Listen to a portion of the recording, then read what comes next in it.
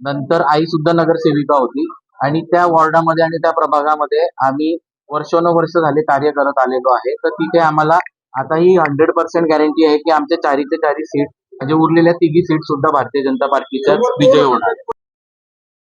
हे सगळं आपल्या जळगाव शहरामध्ये भारतीय जनता पार्टीने केलेल्या कामांचा आणि आमच्या पूर्ण टीमचा त्यांच्या प्रतीचा विश्वास आहे की हे सगळं होऊ शकलेलं आहे.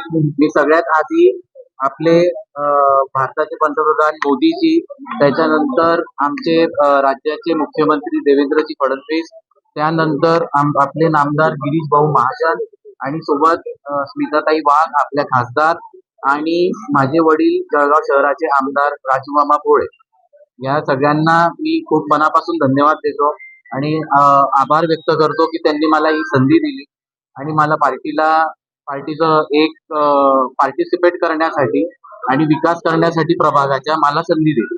सोबत प्रभाग क्रमांक 7 क आणि सगळ्यात जास्त मोठं सॅक्रिफाईस माझ्या आईचं आहे. माझ्या आईने सुद्धा मागचे 20 वर्ष झाले खूप शहरामध्ये लोकांची सेवा नगरसेविका म्हणून खूप चांगले कार्य केलेले आमच्या प्रभागामध्ये, प्रभाग 7 मध्ये, आणि आईच्या आशीर्वादाने आणि माझ्या वडिलांच्या आशीर्वादाने ही संधी मला भेटली आहे. आणि आईने यावर्षी पार्टिसिपेशन न करता परिवारामधून मी एकमेव महानगरपालिकेमध्ये सदस्य राहणार आहे. पहिली निवडणूक होते, जर ही निवडणूक जर लढवली असेल म्हणजे झाली असेल तर ते चांगलं झालं असतं का बिनविरोध झालं हे बरं झालं? नाही, आम्ही निवडणुकीला समोर पण गेलो असतो तरी काही प्रॉब्लेम नाही होता, कारण तिथे आधीपासून चारीच्या चारी सीट ज्या आहेत त्या भारतीय जनता पार्टीच्याच आहेत आणि तिथेच माझे बाबा सुद्धा आधी नगरसेवक होते आमदार होण्याच्या आधी. नंतर आई सुद्धा नगरसेविका होती आणि त्या वॉर्डामध्ये आणि त्या प्रभागामध्ये आम्ही वर्षानुवर्ष झाले कार्य करत आलेलो आहे. तर तिथे आम्हाला आताही 100% गॅरंटी आहे की आमच्या चारीचे चारी सीट म्हणजे उरलेल्या तिघी सीट सुद्धा भारतीय जनता पार्टीच्याच विजय होणार आहे. माझ्या समोर जे लोक होते त्यांचे सुद्धा मी आभार मानेल की 8 ते 9 लोक होते, पण मी सगळ्यांचा खूप आभार मानेल की त्यांनी सुद्धा सहकार्याची भूमिका ठेवली. आणि सोबत असं आहे की मला प्रभाग 7 क चं प्रतिनिधित्व करण्यासाठी संधी दिली. विशाल दादा आपल्या निमित्ताने भाजपाने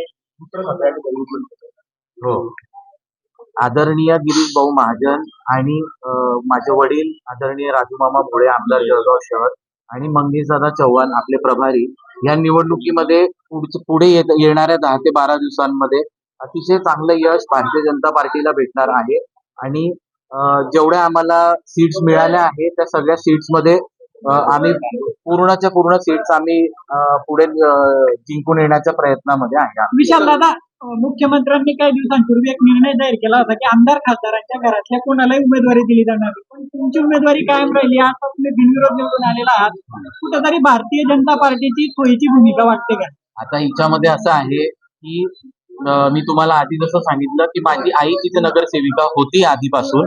असं नाहीये की आम्ही तिथे कोणाला थांबवून आधीच्या कोणत्या मेंबरला बाजूला करून किंवा त्यांना काही सांगून आम्ही त्यांना थांबवलं आणि मी तिथे आलो, असं नाहीये. उलट माझ्यासाठी माझ्या आईने सॅक्रिफाईस केलंय. तिची सीट तिने सोडली आहे आणि मी तिथे आलोय. तर आमच्या घरामध्ये एकच सीट आहे. पण एकाच पक्षात आता 2 पद आणि आमदार तुमच्या वडील आहेत. आता तुम्ही विद्यमान नगरसेवक म्हणून निवडून आलेला आहात. तुमच्याऐवजी एखाद्या स्थानिक कार्यकर्त्याला त्या ठिकाणी संधी देता आली असती. जसं की आता चर्चा आहे की भाजपमध्ये अनेक निष्ठावंतांवर अन्याय झाला, एखादा बाहेरचा उमेदवार आणून तुमच्या प्रभागातून त्या ठिकाणी निवडून आणता आला असतं, तर असं का झालं नाही? सगळ्यात आधी बाहेरून येऊन उमेदवार तिथे निवडून देणं हे डिफिकल्ट पण असतं, पण त्यासोबतच मी तुम्हाला परत सांगेल की आम्ही तिथले लोकल रेसिडेंट आहे. असं नाहीये की मी दुसरीकडे कुठे राहतोय प्रभागाच्या दुसऱ्या भागामध्ये आणि मी तिथे निवडणूक लढवतोय. आम्ही तिथलेच रहिवासी आहे मागचे 10-15 वर्ष झाले आणि तिथे सतत सेवा आईच्या माध्यमातून मी तिथे करत आलोय. तिथे आईला जमत नाही जायला, तिथे मी रिप्रेझेंटेशन केलंय, तिथे मी जात राहतो, म्हणून आपण ती संधी घेतली.